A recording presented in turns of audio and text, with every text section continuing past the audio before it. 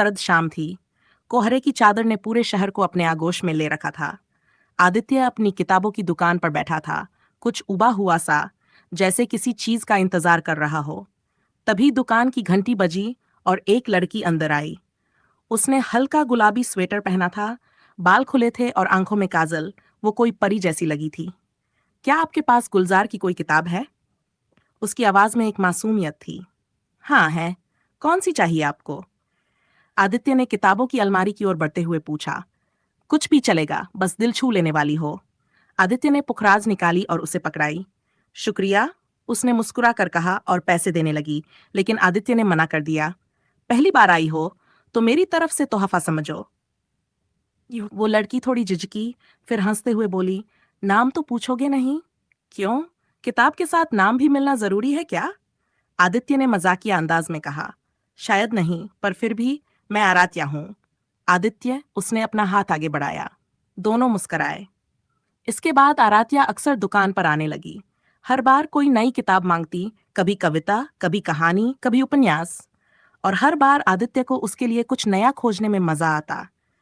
धीरे धीरे दोनों की बातें किताबों से आगे बढ़ गईं।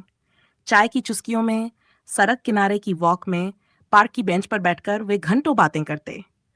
आदित्य को अब उसका इंतजार रहने लगा था, और आराध्या भी बगैर कहे सब समझने लगी थी। एक दिन आदित्य ने पूछा, क्या तुम हमेशा ऐसे ही रहोगी? बस किताबें पढ़ने आओगी, या कभी मेरे दिल की भी कोई किताब खोलोगी? आराध्या कुछ नहीं बोली, बस मुस्कुराई और बोली, शायद उस दिन जब मैं ये यकीन कर लूं कि तुम हर मौसम में वैसे ही रहोगे जैसे अब हो। कुछ हफ्तों बाद आराध्या नहीं आई। एक दिन, 2 दिन, फिर हफ्ता गुजर गया। आदित्य बेचैन हो उठा। उसकी दुकान तो अब सूनी लगने लगी थी। आखिरकार एक शाम आराध्या लौटी। चेहरा उतरा हुआ था, आंखें सूजी हुई थीं। कहाँ थी तुम? आदित्य ने फौरन पूछा। माँ अस्पताल में थीं। कैंसर है उन्हें। आदित्य ने बिना कुछ कहे उसका हाथ थाम लिया। मैं हूं नन, साथ चलूं? वो उसकी आंखों में देखकर बोली, कभी कभी किसी का हाथ थाम लेना ही सब कुछ कह देता है। इसके बाद आदित्य ने हर मोड़ पर आराध्या का साथ दिया। माँ की देखभाल, अस्पताल के चक्कर, दवाइयाँ, वो सब कुछ उसके साथ निभाता गया।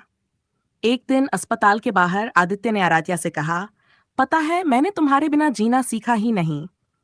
आराध्या की आंखों में आंसू थे, पर मुस्कुराहट भी थी। तुमने मेरी सबसे मुश्किल रातों में साथ दिया, अब मैं तुम्हारे हर दिन में रहना चाहती हूँ। आदित्य बोला, तो क्या अब मैं तुम्हारे लिए सिर्फ किताबों वाला लड़का नहीं रहा? वो हंसी, नहीं, अब तुम मेरी कहानी हो।